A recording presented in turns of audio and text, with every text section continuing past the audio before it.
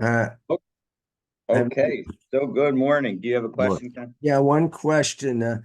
We'll be discussing the so mukdemet or mucheret. Yep. The more used, did they use the word ribbit? I don't remember.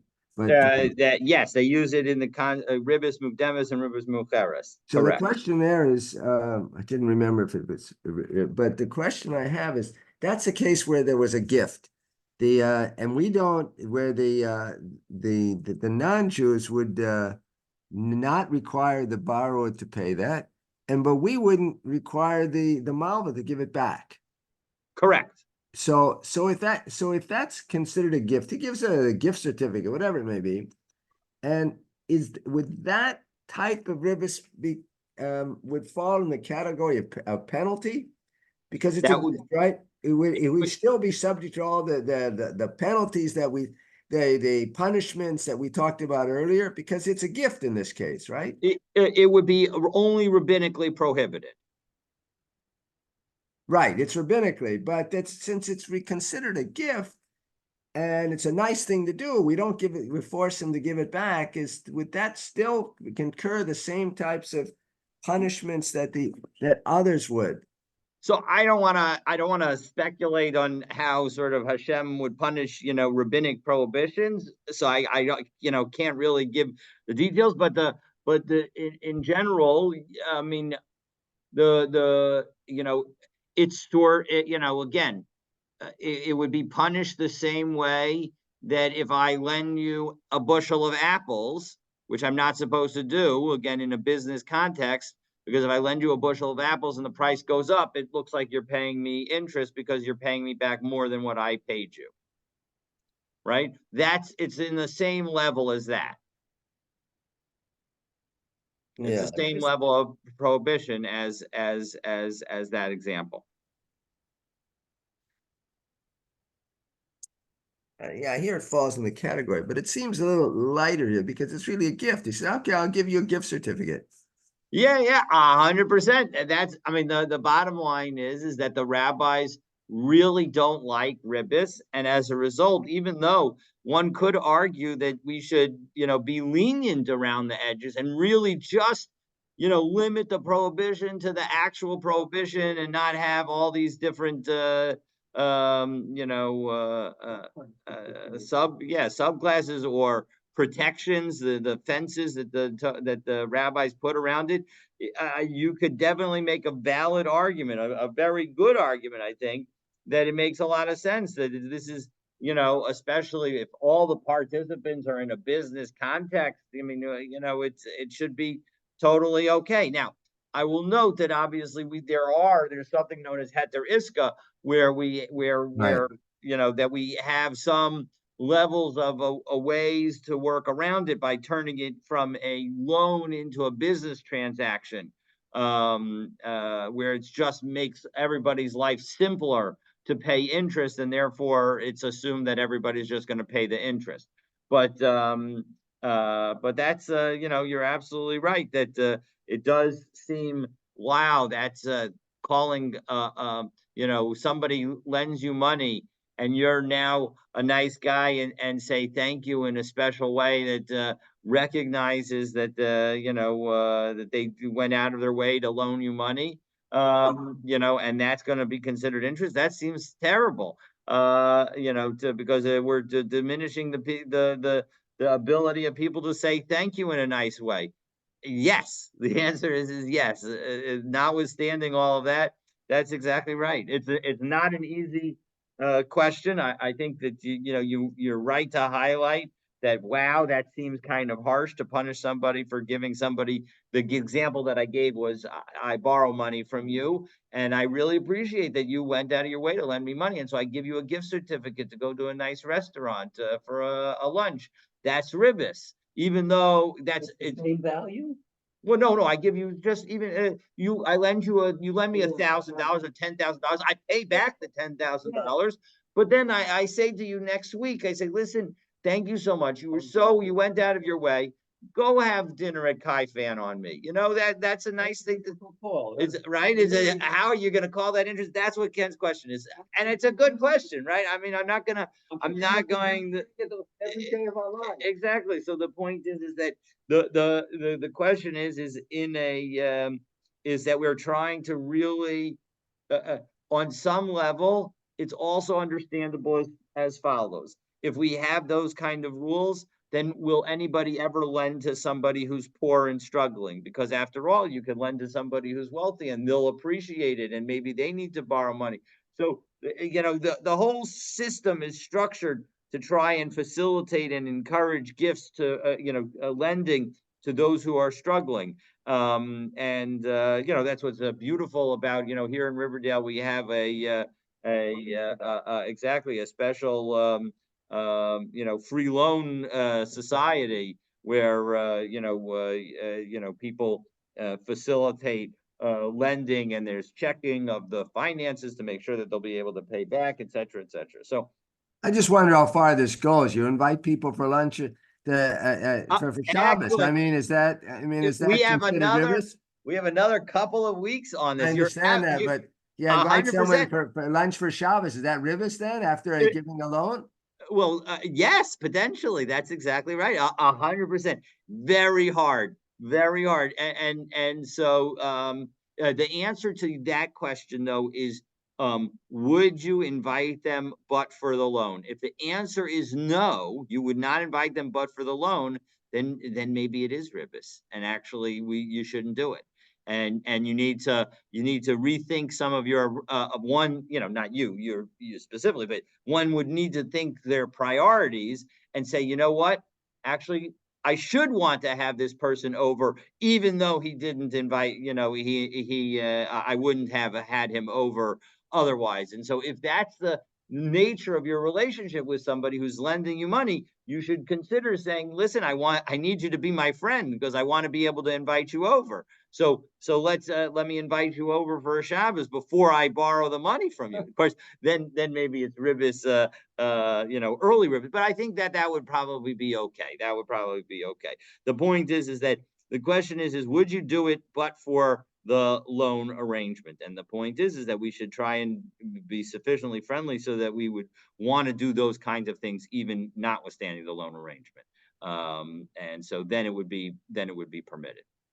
So, all right, but that excellent question that brings us, back into the deepest aspects of ribis. So let's get going. We're at Amrle Ravo. Now, where were we? We had well, let me share my screen, and we can catch ourselves up with exactly where we are.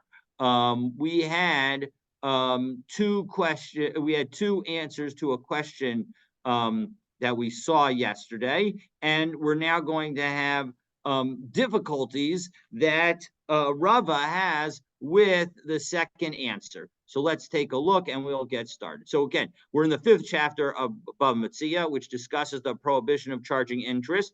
And the opening Mishnah presented the following as prohibited.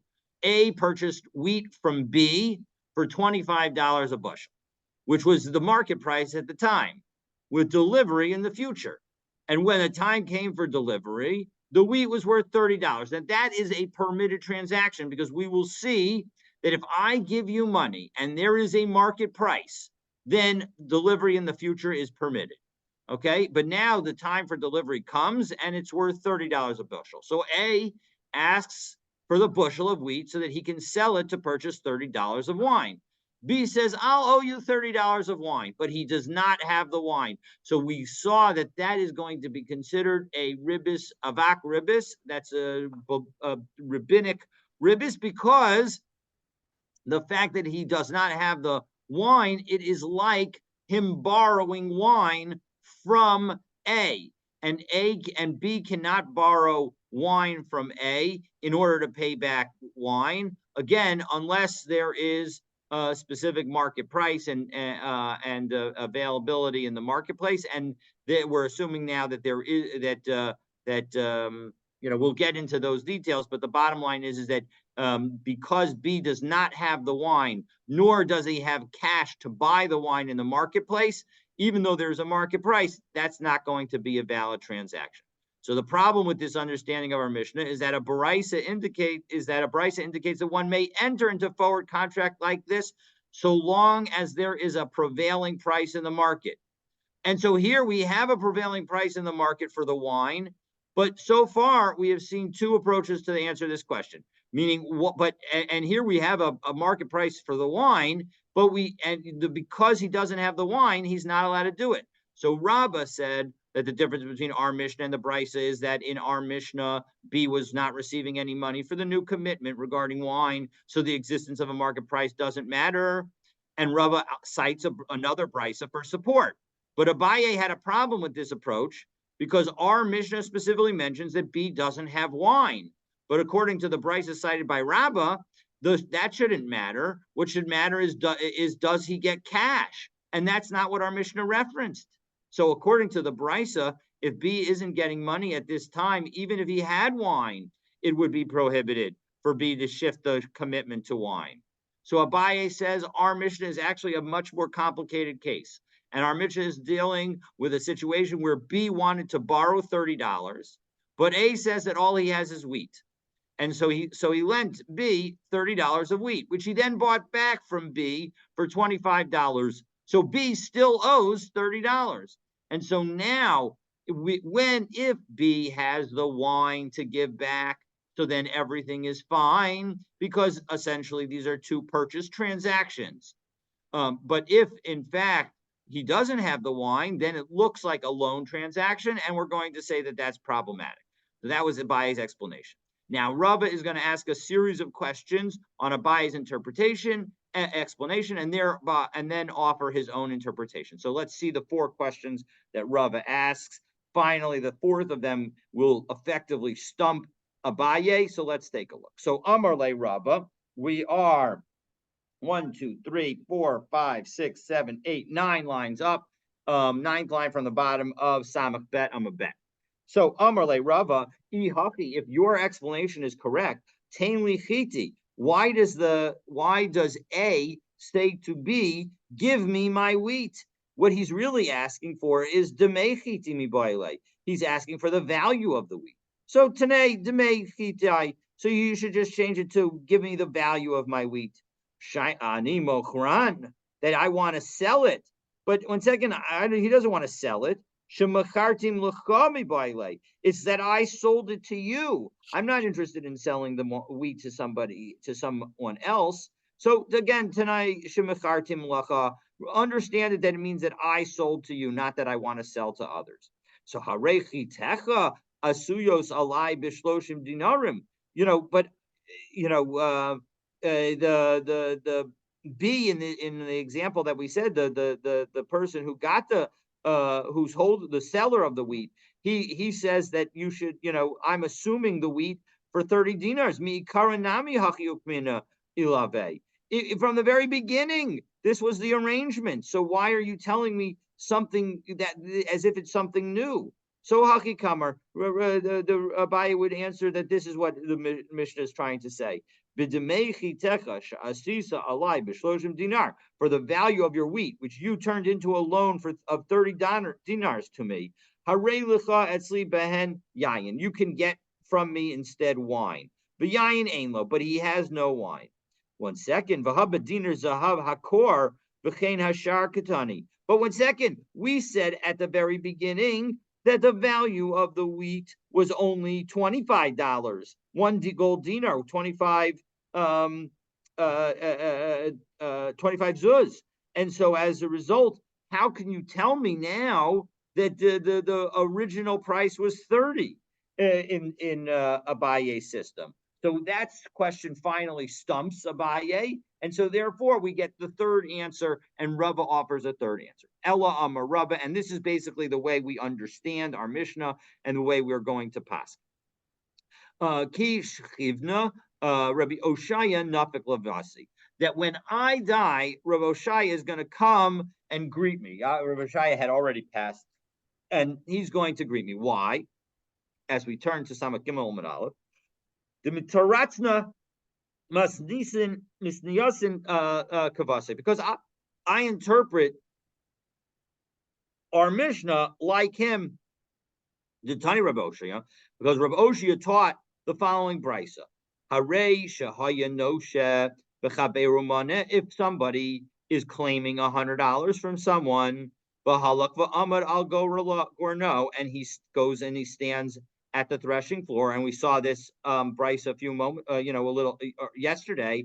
V'amar tainli ma'usai shani rotzeli kach behen chitin. Give me my money because I want to buy wheat. I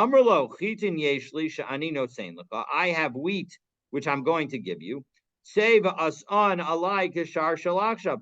Go figure out the price of the current market price, and I'll pay you. Higiyazman chitin limkor. So now it comes time to sell the wheat. Amrlo tainli chitin, and he says, "Give me the wheat." Shani wrote I want to go and sell wine and get wine with it. Amrlo yeshli yayin. I have wine. Shani no saying lecha that I can give you. Seva asan alaika shar shalakshab. Go figure out the market price and tell me how much wine I owe you now. Higiyazman yayin limkor. Now it comes time to sell wine. V'amarlo tainli yeni, and he goes and he says, "Listen, give me my wine." Shani rotzel lemokra v'likach bo shemen, because now I want to go out, sell the wine, and buy olive oil with the proceeds. Amarlo shemen yeshli shani no sein lecha. I've got oil, so you don't have to worry about that. Seva aso alaika shar shalashav. Go figure out the market price, and I'll pay you the amount of oil that you're due. Kulam im yeshlo mutter. In all of these situations, if the guy actually had it, if the person who is being claimed from, who the debtor actually had the asset, well, then it's all permitted. Ein lo usser. But if he doesn't have it, then it's forbidden. And the reason that it's forbidden is because the person is not, the seller is not getting cash, and he doesn't have the asset. And so as a result, you need both those things in order for a futures transaction, for a forward transaction, meaning if I'm going to acquire it today and have you deliver it in the future, that transaction is only valid if either I give you money right now and there's a market price, or you have the product. That's the requirement. If either of those is true, well, then you're okay. All right. And so as a result, now we can understand our Mishnah, because our Mishnah is dealing with a situation where, yes, there's a market price, but the guy didn't get cash right now, and he doesn't have the wine. And so as a result, when you don't have those two things, that's going to be a problem. Okay. So, umay, laka. Who's paying the cash?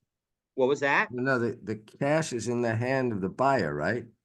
Well, the cash is in the hand of the seller, except that it was paid a long time ago, right? In the example in the Rav Oshia's brisa, it was a loan that was made to the borrower that is being converted into a forward contract, and so as a result, the cash was given a long time ago. It wasn't given right now. And in the case in our Mishnah, right, it was the same situation. I bought the wheat from you a long time ago. That's totally fine. But now when we try to convert your debt to me from wheat to wine, if you don't have the wine, that's going to be problematic, because I'm not giving you cash at this time. At this time, I have to be giving you cash at this time so that you could go out to the marketplace and buy the So price. the buyer has to give the cash again for the wine, right? At this time, right?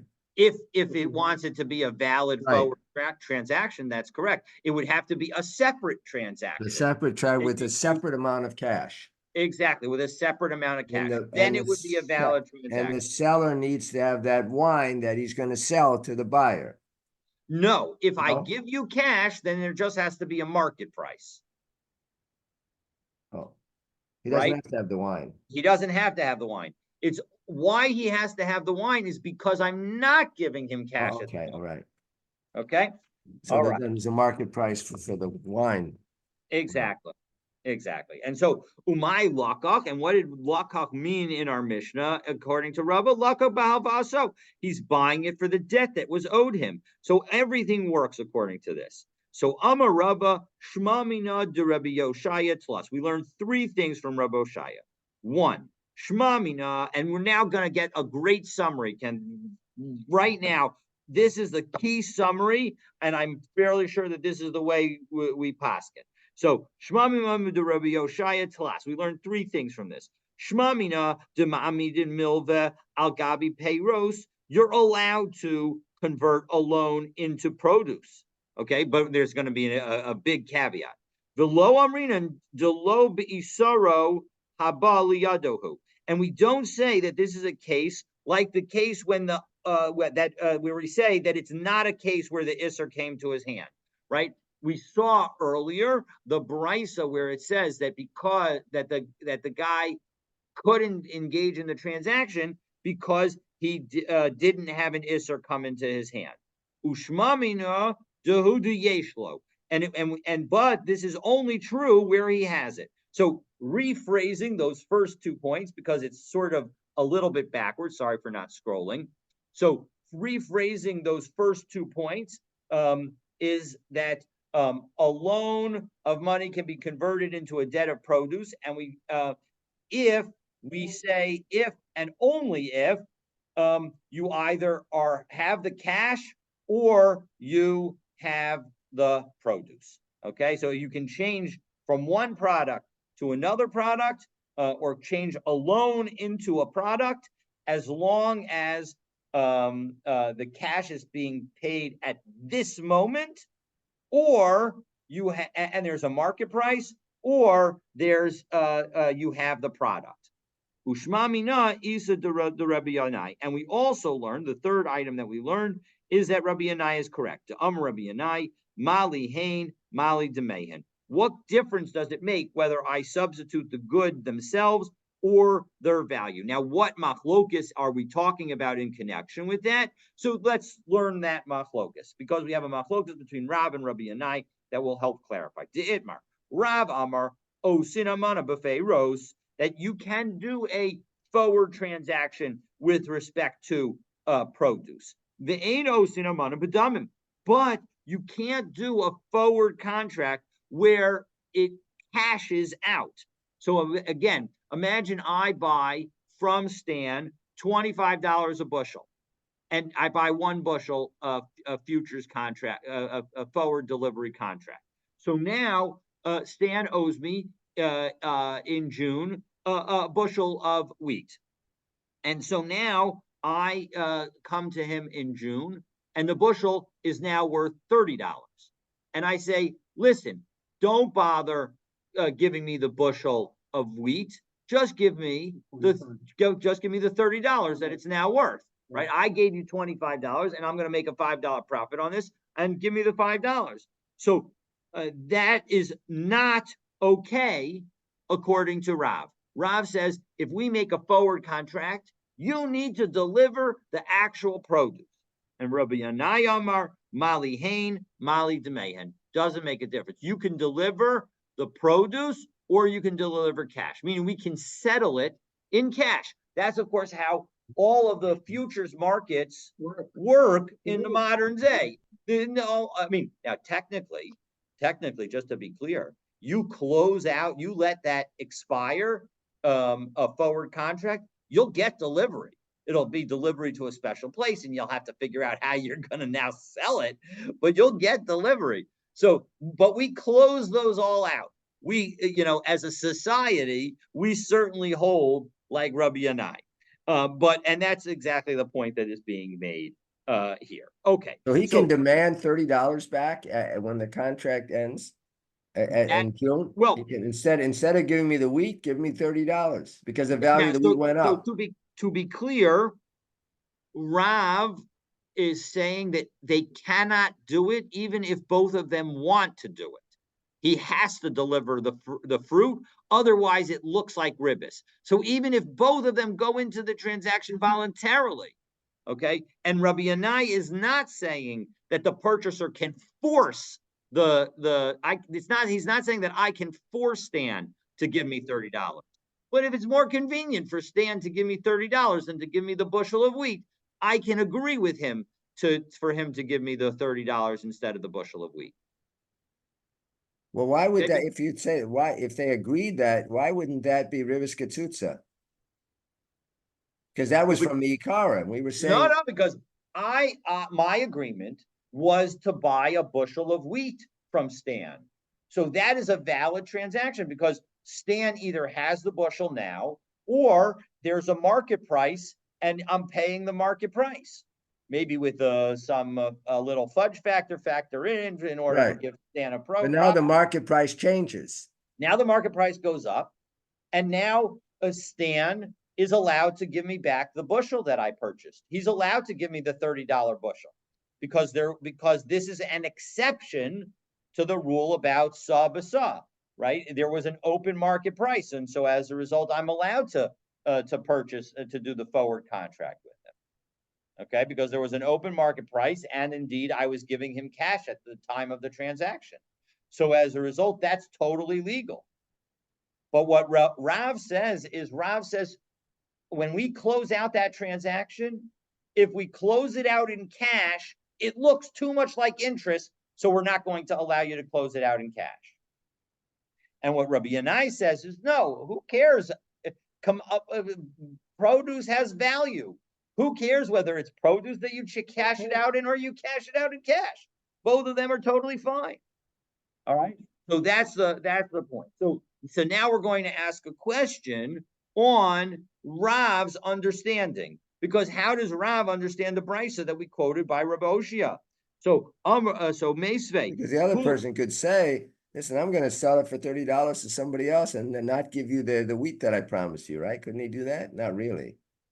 no, he can't do that. I mean, if Stan backs out of the deal that I have with him, that would be inappropriate. He would be subject to the Mishapara penalty. Uh-huh. Yeah. Okay, so Meisvei, Kulam im yesh lo mutter. But 1 second, how can Rav say that you can't change the produce when we just said in the Brisa quoted by Rabbi Oshia that if you can change the produce from wheat to wine to oil, it was all okay as long as you have the product. So Amar Rav Huna Amar Rav b'shemashach. No, we're dealing with in that situation where a person made a kinyan on the item at the time that he had the item. So when I buy that first bushel of wheat from Stan, so I make a kinyan on a bushel of wheat, and then when Stan changes it from a bushel of wheat to a vat of wine, I make a kinyan on the barrel of wine. I shouldn't be a vat. That's probably too big. The kinyan on a barrel of wine. And then when we switch from a barrel of wine to a barrel of oil, so again I make a kinyan on the barrel of oil. Well, 1 second, the Gemara asks an obvious question. 1 second, if I'm making a kinyan on all the things that I'm taking, of course this is going to be permitted. This is a current transaction, not a futures transaction, not a forward transaction. So Ella Kagonchi Yichad Lo Karen Zavis. No, the situation is the following. Stan sets aside a corner of his house where he is going to put my product, but I never formally make an acquisition on it. So in that situation, Rav will agree that that's sufficient so that in fact it's okay in that situation. Ushmuel Amar Hamani, who is this brisa? It's Rabbi Yehuda. That brisa is Rabbi Yehuda de Amar Sad Echad Beribis Mutter. That the brisa that Rabbi Oshia cited is actually Rabbi Yehuda, because Rabbi Yehuda says that a one-sided transaction, basically a potential ribis transaction, is possible. And Rashi defines that as the following. If we take a look, second wide line of Rashi, Echa beribis mutter. Rav Yehuda Amar Tzad Echad beribis mutter. Ribis she'ena al yedei halva. This is interest that doesn't come through a loan transaction. Ella al yedei mecher, but through a sale transaction. Upamim sheba lidei ribis. And sometimes that transaction, as structured, could end up looking like interest. Kigonzu, like the following case.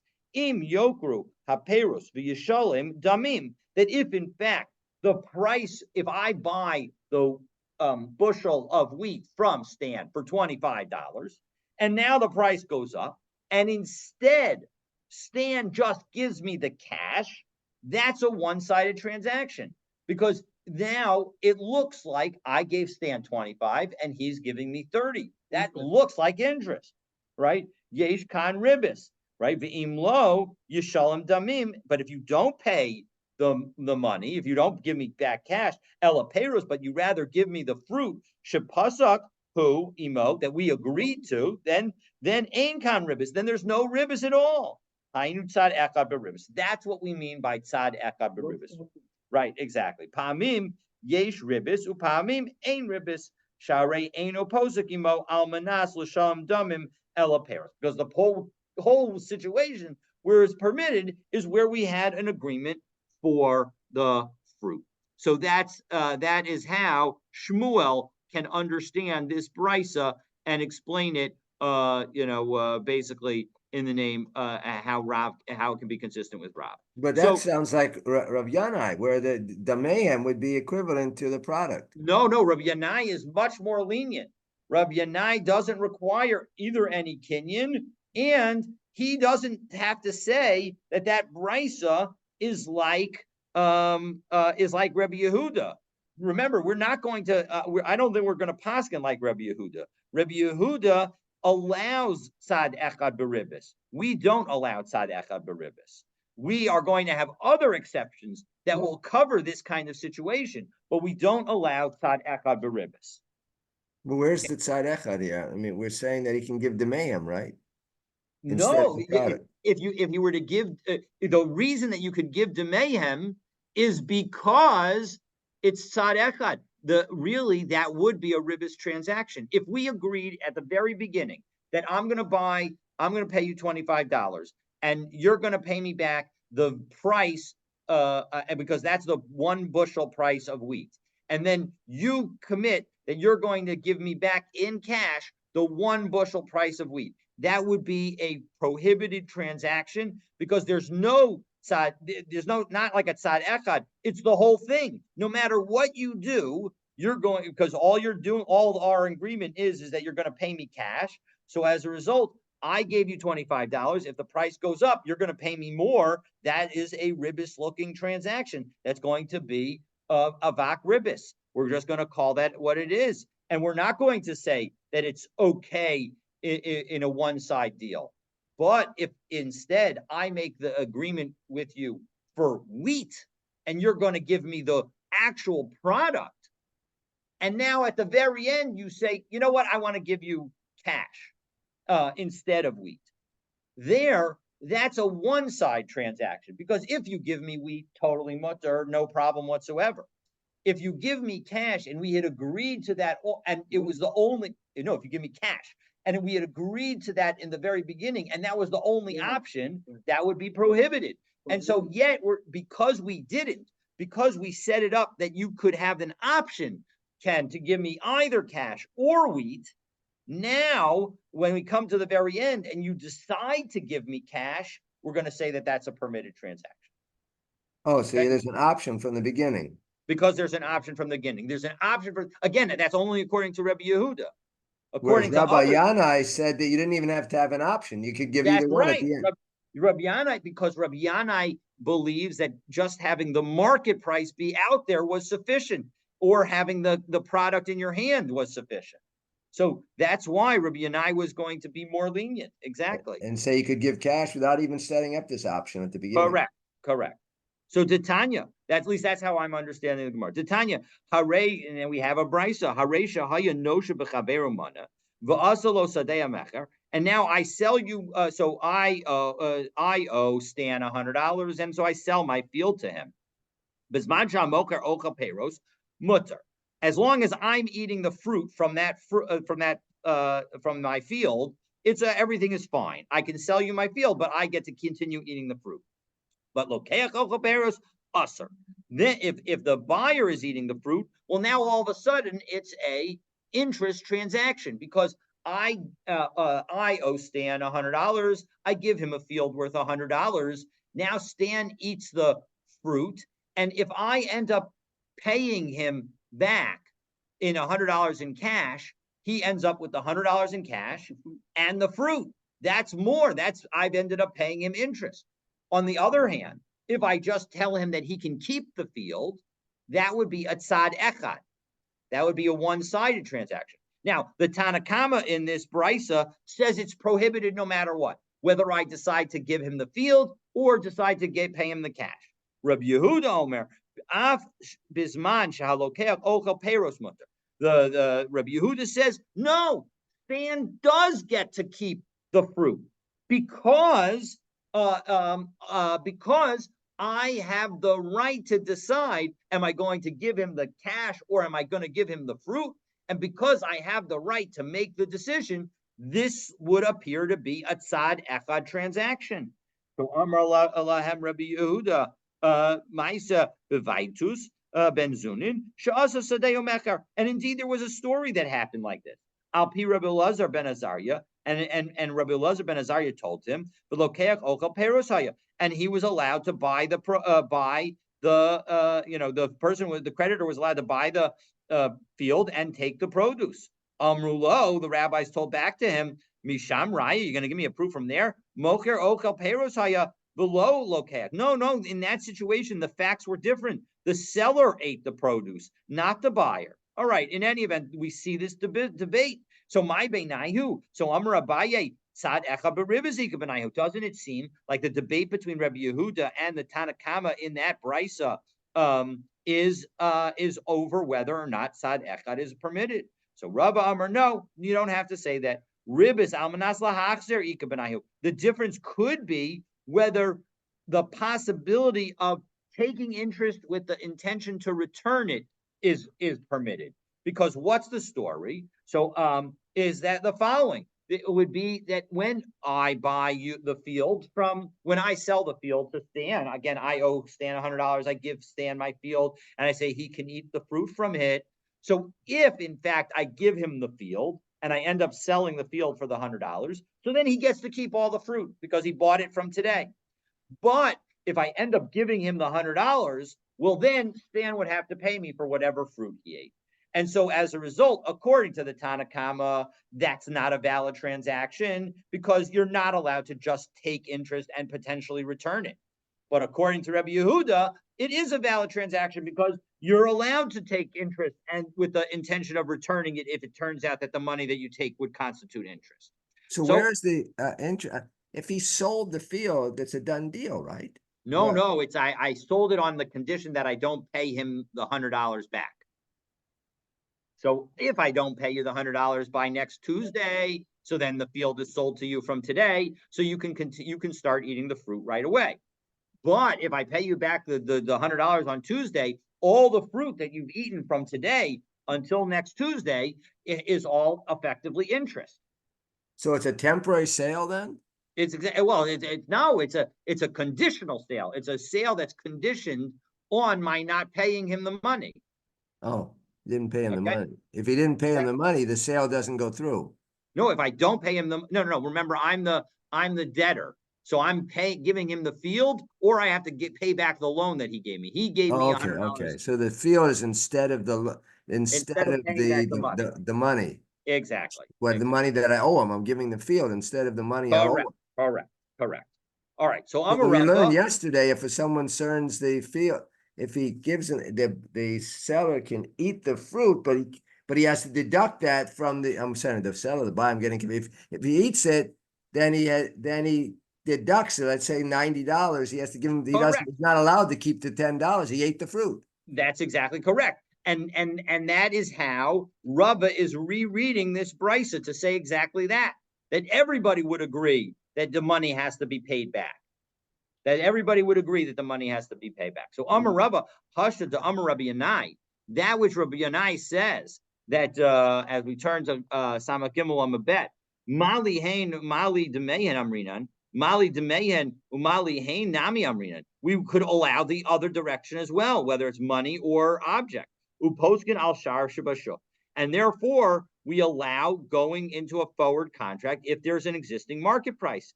Afal pi she'ein lo, even though the guy doesn't have. So that completes our circle. If I can do a forward contract, if I give you money and there's a market price, I could do a forward contract if you have the product. Those are the two situations where a forward contract will be permitted. Ace. So now Rav Papa is going to ask a question. Okay, Rav Aisve, Rav Papa, Rav Huna, Bray de Rav Yoshua, La Rava. So the Rav Huna, Rav Papa, and Rav Huna, the son of Rav Yoshua, asked the following: Kulam im yesh lo mutter. All of these cases, if the person actually has the goods, are permitted. Im ein lo aser, and if he doesn't have it, it's prohibited. So why could you possibly say that having the cash is sufficient? So Amar Lahu, Hasam halva, hachazvini. No, the key is there. It was a loan, and that's why he had to have the goods, because the payment was already.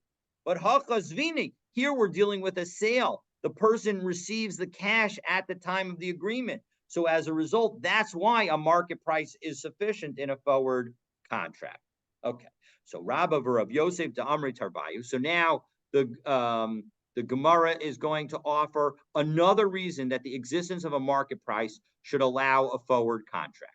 So, Rabba Rav Yosef to Amri Tarbayu, my time Amru Rabbanan Poskin al Shar Shabashuk, Ba'af al Pisha Ainlo. Why do we say that a forward contract is valid if there's a market price, even though the guy doesn't have it? To Amrlay, because the person can say, the buyer can say, Shakila Tivusa Tivusik, meaning if the seller insists on getting the current price, even though the current price is now higher. And he says, listen, I'm going to pay you based on the current price. I'm not going to give you the $25 a bushel. Now it's $30 a bushel. I'm not going to give you the lower price that you agreed to earlier. I'm going to make you pay the current price, because the buyer could say, Shakila Tivusik, take the good that you did for me of agreeing to supply me, and throw it into the thorns. Because Maya, honestly, what kind of benefit have you given me? I had the money in my hand, so I could have taken it. I could have bought it in either Hini or Shili at the low price. So as a result, that also is a justification for saying we're going to allow a forward contract when the market price exists. So Amrle Abaye Rav Yosef, Abaye says So what to is Rav the price Yosef, then? The price is the original, the $25 instead of yes, 30? the price is the original price, exactly. So he can't, but he's threatening to back out of the deal. So wouldn't that Misha Para fall on him as well? No, the guy's saying that the seller is saying that our deal is that I was going to guarantee you a supply. I wasn't guaranteeing you the price. But the point is that that argument is what's falling. You're exactly. If he backs out, yes, he'd be subject to Misha Para. That's exactly right. But the buyer's saying here that if I had the money, I would go somewhere else, right? Correct. If I had the money, if you would have told me at the very beginning that you weren't going to give me the original price, but you were going to switch the price at the very end, I would have bought it from someone else. So Ela Me'ata Mutter Lilbot Sa Bisa. So we see from here that you're allowed to lend one saw for another saw. Mishum Dematzi Amrle Shakila Tivusich Vishadya Ach Hizre. Go take your favor and throw it into the thorn bushes. Meaning to Amrle Chitai Dekadchi Ba'akal Al Kabai. The wheat could have stayed in my storehouse. Do you think it would have sprouted and be ruined? No, it would have been fine. So shouldn't we allow a sub-sub transaction for the exact reason that you're allowing a forward transaction? So Amrle, Rav Yosef explained, no, Hasam Halva Hakazvini. There's a big difference. If you borrow something, that is going to be subject to more strict rules with respect to ribis than if you buy something. And so when we do a loan and I loan you a bushel of wheat, then that's going to be problematic. Even though I could have given you the money for that same bushel. So if I give you, so again, let's do two transactions. If I give you 25, if the bushel of wheat is now worth $25, and we're going to assume that it's going to eventually be worth $30. If I give you $25 and say I want you to deliver me the bushel in 6 months, and it turns out that it's worth $30, then you have to deliver that bushel to me because we have a market price of 25 now, and you can go out and take care of that and have the bushel and be sure to have it and be able to give me back. But if I lend you a bushel now, and now I ask for that bushel in 6 months and the price goes up, that's prohibited. And so the first is a permitted because I'm doing an acquisition. The second is prohibited because it's a loan. Okay, so Amar le Adabar Abba the Rava. So Rav Adabar Abba says to Rava, "V'hai by lemesav zuzes l'saf seira." 1 second. If you're going to say that there's everything is subject to whether it's a loan or an acquisition, what about the whole broker fee? When I give Stan the $25 for the forward contract, if I were to go and buy it in the marketplace, I would have to pay a broker's fee. So two possible answers to that. So Amar le Rava said, Why do we get a broker involved here? They're having a transaction between the two of them. you've answered the second answer, but let's go. The bottom line is that right. What I'm saying, what the Gemara is saying is that listen, if I'm supposed to have paid to Stan everything that I would have paid, and if I went to the marketplace, because again, what's the argument according to Rabba and Rav Yosef? The argument is that because the money is because I could have bought it in the marketplace, I should be able to have a forward contract. That's the argument that they make. All right. And so, but if I went to the marketplace, I would have to pay more than the $25 because I'd have to pay whatever, it's like going to buy stocks in the stock market. There's a transaction fee that I'd have to pay. So shouldn't I have to pay that? So Amar Le, so Rava says, no, when I give Stan the $25, we're assuming that when I say $25 and we say that the market price is $25, really what we mean is that if the market price is $25 and there's a $1 transaction fee, then when I say $25 to Stan, I'm really meaning $26. And so therefore it's actually included in the amount that I give to Stan. And Ravashi says, no, we don't have to understand it that way. Rather, Zuze de Inchi inhu avdele saf seruse. The bottom line is if you've got cash, somebody's willing to deal with you. And so as a result, it's a real truism. Exactly. If you got cash, somebody's willing to deal with you. You'll get the deal even at that without having to pay the broker's fee. Okay. So he doesn't even need a broker then. Correct. That's according to the second answer. And so the bottom line is we don't need to go to a broker, and either we're going to assume that the broker's price is included, or we're going to assume that that cash is always good. So Rabba and Rav Yosef to Amri Tarvayu. So Rabba and Rav Yosef both say, Hamai man do Yohev Zuze Atra Becharifa. If somebody gives money for produce at the early price. So again, the way the market was set up is that you had a variety of different stages of the transaction. Rashi goes into the detail, but given time, we'll do it outside. That basically, before a clear market gets determined, because you can't necessarily know how much wheat was produced across the entire country, what would happen was there would be an initial low price. And part of the reason of the low price is that all the poor people who would have collected all of their gleanings would want to convert those gleanings into cash so that they would have money to live on. And so as a result, there would be a particularly low price at that particular moment. And so if in fact I give money to you at that early price, if I want the transaction to be a valid transaction so that you end up being subject to the Mishapara penalty if you back out, I have to show up at your threshing floor. Well, at any point in time, but because Lamai, what purpose does that? Now the question is I don't understand why does that help? Because Ila Mikna Halokani. If it's in order for me to make a kinyan, you didn't tell me that I had to make a kinyan. And ila kabuli ale mishapara. And if you're telling me it's in order to be subject to the mishapara penalty because I've given you the money, kilo nami ale mishapara. Why would the seller not be subject to the mishapara penalty once he takes the money? We have said throughout this parak and throughout the last parak that you're subject to the mishapara penalty if you back out of a transaction. So la'olam lekabuli ale mishapar. Really, the issue is that this is in order for the seller to be subject to the mishapara penalty. Because the one who gives money at the early stage, he's going to give to 2 or 3 sellers. And then he's going to figure out which one has the best produce. And only then, when he goes to the person's home and goes to the person's market and sees the produce, and then he's going to say, "Oh, you've got the best product. That's where I'm going to buy it." That's where the seller is going to rely on him. But if the guy never shows up, why is he giving to 2 or 3 people if he decides only later from whom he's going to buy? I mean, because he doesn't know who has the best produce this year. Sometimes Shmuel has the best produce. Sometimes Yaakov has the best produce. Sometimes Reuben has the best. So why is he giving money to them in advance?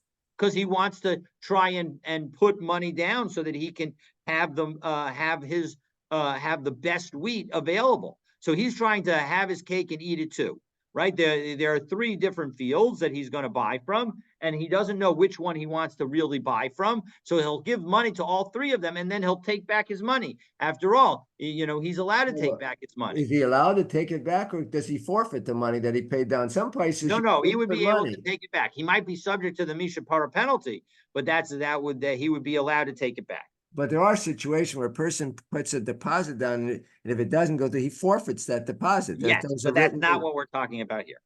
Clearly, that's not what we're talking about here. The ilo amar like amina de ashkach de par peri shapiri de shapiri mididi v'shaklat. Because if you never show up in my threshing floor, I can say to you, listen, I thought that you found produce that's better than mine, and that's why you never showed up. So Amar Rav Ashi, Hasha de Amar Mishum Mismach Mel Daita. Now that you told me that really what this all is about is the fact that of whether or not the seller feels that he's confident that the transaction is going to come through. So even if the buyer finds the seller on the street in the marketplace, then that will still also be sufficient for the seller to rely on it, because obviously the seller sees the guy face to face. So that's an indication that he's going to come through. And so as a result, the bottom line is that we, this is sort of an aside, because it's another teaching of Rabbah and Rav Yosef that we're going to bring. But again, it's a limit on forward contracts. That's related, but not directly on the legality of the forward contract. The question of when a forward contract takes effect, that you need to actually show up if you're going to base yourself on the early market price, if you're going to try and take advantage of that early market price. Okay, so we'll pick up. So now the Gemara is going to next quote 3 statements from Rav Nachman, all regarding ribis. But for those statements, let's stay tuned to tomorrow's daf. Have a wonderful one. A lot of material here. That's it. These are very jam-packed dafim, and of course every aspect of this is covered in Yoredeya in connection with the hilchos of ribis, and those halachot are not easy. So I actually happen to be learning them separately and going through them and to study, etc., and actually helping somebody write a sefer on Hilchos Ribis. So hopefully, when that sefer comes out, I'll let you all know. All right, that'd probably not be for a couple more years, but anyway, have a wonderful, wonderful day, everybody. See you all tomorrow. And a lot of those contracts today are in commodities. Yes, absolutely. We had a lot of what we studied today is very relevant to whether or not you're allowed to engage in commodity trading. All right. Have a great day, everybody.